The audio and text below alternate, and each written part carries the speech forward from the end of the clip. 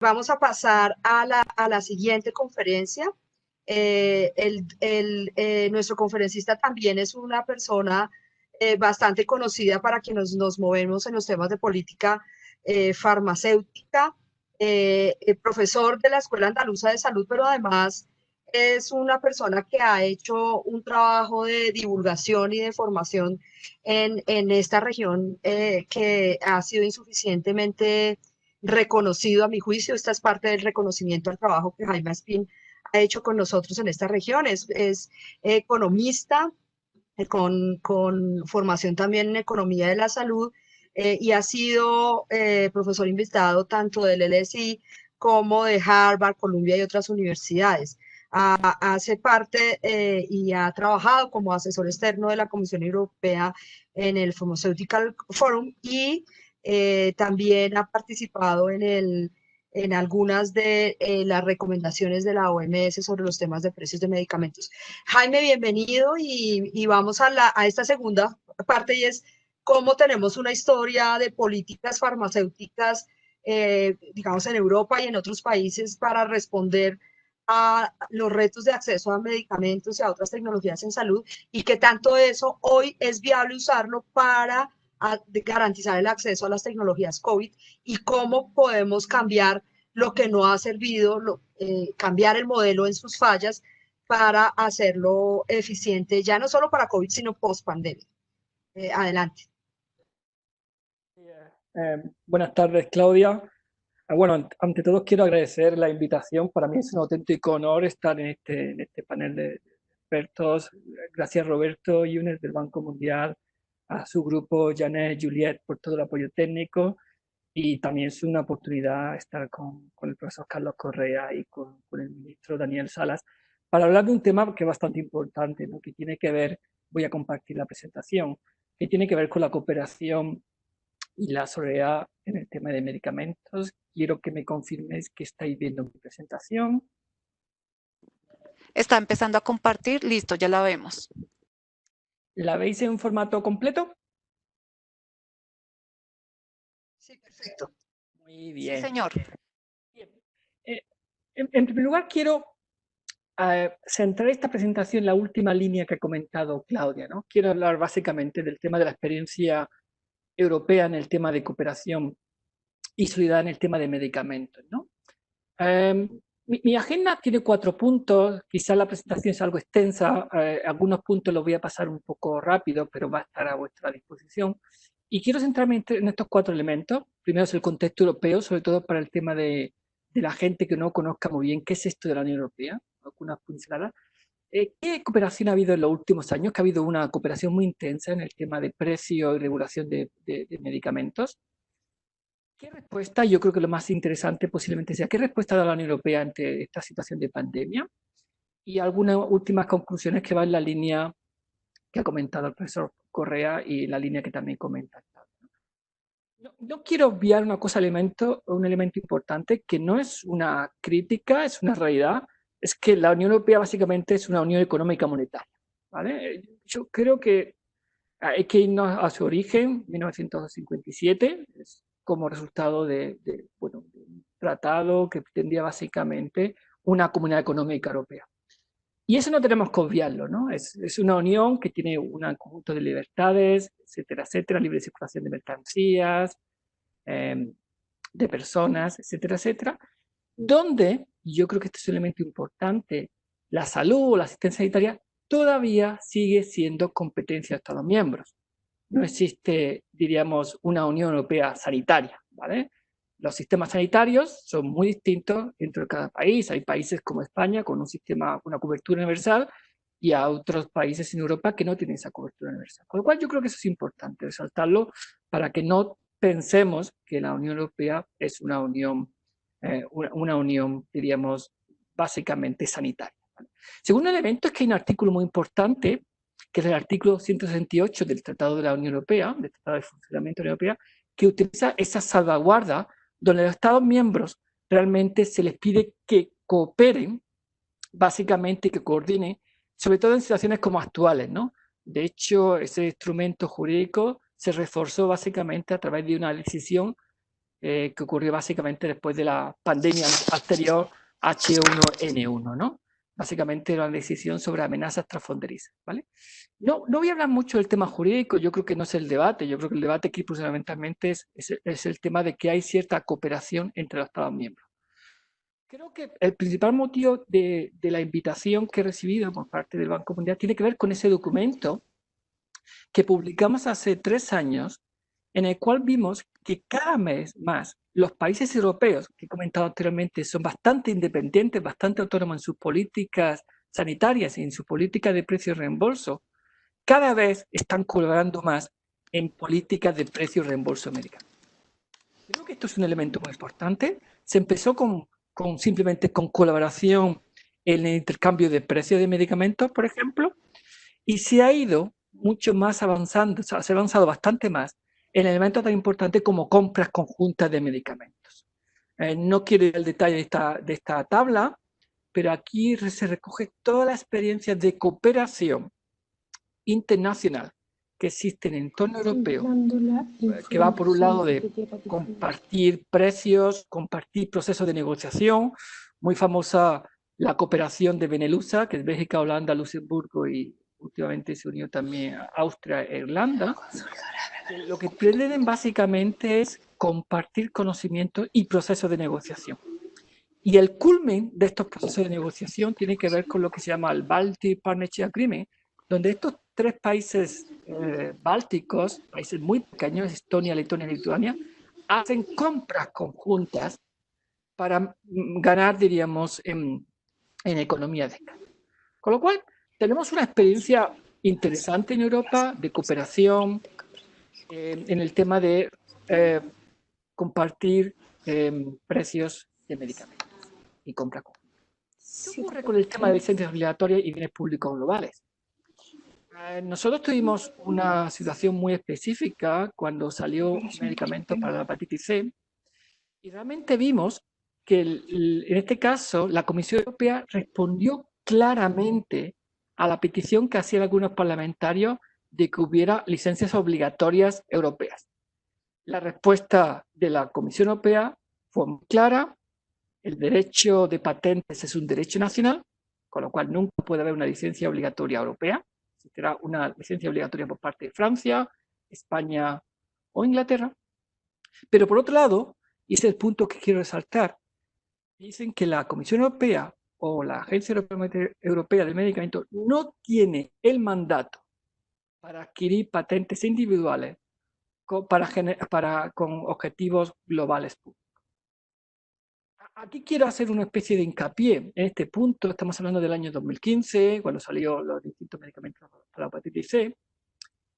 Yo creo que es el momento de que posiblemente se empiece a repensar esta posibilidad, es decir, la posibilidad de una licencia obligatoria europea, o quizá la posibilidad de que organismos internacionales, como la Comisión Europea, tengan la capacidad, en situaciones actuales, que son situaciones especiales, de adquirir patentes y hacerlas un bien público global. ¿Vale? Aquí es un punto interesante para el debate.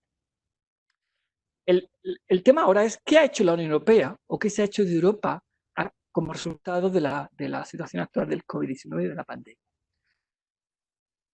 Empecé mi presentación diciendo que la Unión Europea es una unión básicamente económica. Eso no quiere decir que el principio de solidaridad también está alrededor de la Unión Europea. En el momento que surgió la pandemia, con fondos europeos, concretamente con 2,7 billones de euros, se ha comprado equipamiento médico, equipamiento sanitario, y se ha distribuido de modo gratuito a los países miembros de la Unión Europea. Con lo cual, existen los principios de solidaridad que están por encima a veces de los principios económicos y que en este momento han salido a la luz, y yo creo que es un elemento bastante importante a resaltar, ¿no? Hay cierta capacidad económica por parte de la Unión Europea y se está comprando equipamiento y se está distribuyendo a los países de manera gratuita, con fondos europeos, en base a las necesidades de estos países. Con lo cual es un punto que yo creo que hay que resaltar.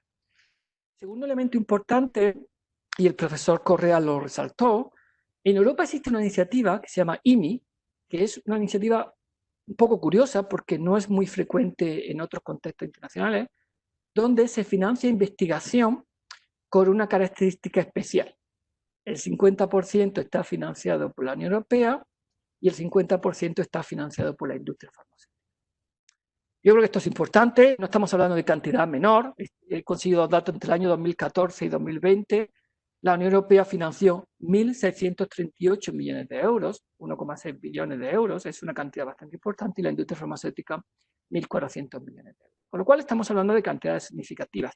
Y como respuesta a la pandemia, se han puesto encima de la mesa por parte de la Comisión Europea 45 millones de euros y está previsto que la industria farmacéutica ponga otros 45.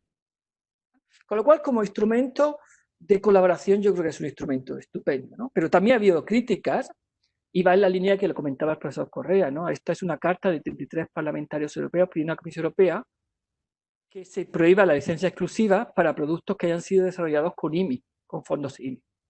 Y van en la misma línea que el propio ministro de Salud de Costa Rica comentaba, ¿no? El tema de transparencia de la I+D, etcétera, etcétera. Con lo cual, creo que la iniciativa IMI es una iniciativa muy interesante, pero posiblemente sea el momento de avanzar y que los resultados que se consiga con esta iniciativa tengan un poco más de transparencia y sobre todo sean posiblemente bienes públicos globales. La Unión Europea también ha hecho una cosa bastante interesante y fue resultado como resultado de la pandemia anterior H1N1, y es que se dio cuenta de que el acceso a los medicamentos fue muy equitativo, que es decir, yo creo que el profesor Correa lo comentaba, a nivel global fue muy inequitativo, lógicamente países ricos, países de renta baja, etcétera, etcétera, pero en la propia Unión Europea también tenemos grandes diferencias de renta entre el país más rico, que puede ser Luxemburgo, a los países de renta más baja, como puede ser Estonia, Letonia, Lituania o Rumanía. Lo que ocurrió es que se creó una normativa especial, que es muy interesante, que se ha aplicado ahora, en la cual existe un acuerdo de adquisición conjunta. Este acuerdo de adquisición conjunta, que actualmente está firmado por 36 Estados miembros, 36 países, perdón, que son muchos más que los Estados miembros, hay que recordar que los Estados miembros de la Unión Europea son. Entonces, lo que ocurre con este acuerdo de adquisición conjunta tiene un elemento clave. La compra no lo hacen los países, la compra lo hace la Comisión Europea. Muy parecido a lo que tenéis en la región, bueno, una especie de compras que hace OPS de medicamentos, el fondo rotatorio, va aquí por la misma línea. Es decir, los países piden y la compra se hace a través de la Comisión Europea. Esto ha sido bastante exitoso y en los últimos periodos, los últimos meses, hemos visto que ha habido 4 licitaciones para equipamiento y suministro médico, ¿no? Aquí podéis ver las fechas, las cantidades económicas, etcétera, etcétera, como cual hemos visto que la Comisión Europea, como órgano ejecutor de las políticas europeas, ha hecho un papel importante en los últimos años, ¿no? Quizá habría que ver qué pasaría si saliera una vacuna y no teníamos la patente, cómo se ejecutaría. Con respecto al tema de la propuesta de Costa Rica, hay que recordar que los Estados miembros han pedido la colaboración para este tipo de iniciativa global, ¿no? Con lo cual la Unión Europea no se ha quedado atrás, no ha sido, diríamos, un líder en la propuesta, pero sí lo ha apoyado en todo momento. Podéis ver algunos documentos que podéis ver que están en este documento. De hecho, hizo una propuesta de resolución donde realmente la Unión Europea se adhería a la propuesta de tener un patent pool voluntario de patentes y de tecnologías sanitarias que estuvieran abiertas a todos. Con lo cual, la Unión Europea tenía un papel, digamos, de apoyar esta iniciativa de Costa Rica. Lo podéis ver. Lo que a mí me preocupa, aquí podemos ver a la izquierda todos los países que han estado apoyando la resolución, incluso la Unión Europea podéis verlo a la izquierda, pero a la derecha podéis ver, y creo que el ministro comentó, no todos los países de la Unión Europea se han unido realmente a este grupo de acceso tecnológico, ¿no? De hecho, creo recordar que solamente ha sido Portugal, Luxemburgo y algún otro europeo, ¿no? Pero de los 27 Estados miembros no ha habido diríamos, una adhesión automática a este grupo de acceso tecnológico que de hecho se hubiera agradecido, ¿no? Voy a concluir con dos conclusiones quizás muy rápidas, ¿no? En Europa actualmente, tras la salida de la Unión Europea del Reino Unido, como sabéis, el famoso Brexit, hay bastante euroscepticismo, ¿vale? Lo que ha ocurrido en los últimos años es que, bueno, hay tendencias bastante peligrosas a nivel político, que creen que la Unión Europea no tiene un papel y que es más bien los Estados los que tienen que asumir ese papel, ¿no? Este euroescepticismo, la verdad que se ha relajado en la última etapa, especialmente porque en los últimos días, por ejemplo, la Unión Europea ha hecho una contribución importante económica para reflotar, diríamos, la economía de los países europeos. Pero aún así, creo que la Unión Europea podía haber tenido un papel más relevante en este momento para el tema del COVID-19. Y en esta línea, lo que quiero resaltar es que la Unión Europea hubiera sido interesante tener un liderazgo internacional, pero no en estos momentos, sino en momentos futuros, ¿no? No sabemos qué va a pasar con la vacuna, no sabemos si será realmente un bien público global o no, y yo creo que es el momento de contrarrestar esas fuerzas que hemos visto que están surgiendo en otros países. Es el momento de tener un liderazgo internacional, sobre todo remarcando el tema de solidaridad. Esta pandemia no es una pandemia regional, es una pandemia global. Recordamos que empezó en China, con bastante influencia, sobre todo en Italia y en España, con una cierta mejoría actualmente, pero con una preocupación actualmente en la región de las Américas, ¿no? Creemos que es un momento en el cual la solidaridad, aquí me uno al mensaje del ministro, de Carlos Correa, yo creo que es un momento de solidaridad, es un momento de tener liderazgo y de contrarrestar otros liderazgos que realmente no buscan esta solidaridad internacional. Bueno, este es el fin de mi presentación. Muchas gracias por vuestra atención y bueno, dispuesto a responder a las preguntas. Muchas gracias. Muchísimas gracias a Jaime. Creo que tenemos bastantes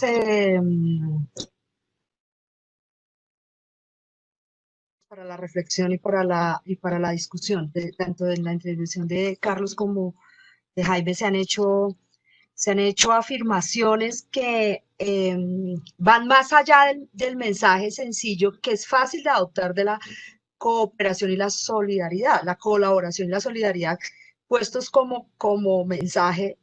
Digamos, no habría nadie que dijera no habría nadie que diga no necesitamos cooperación y solidaridad, pero ya yendo un poco más allá, estamos enfrentados a retos un poco más fuertes cuando se trata de hacer esa cooperación y esa solidaridad efectivas.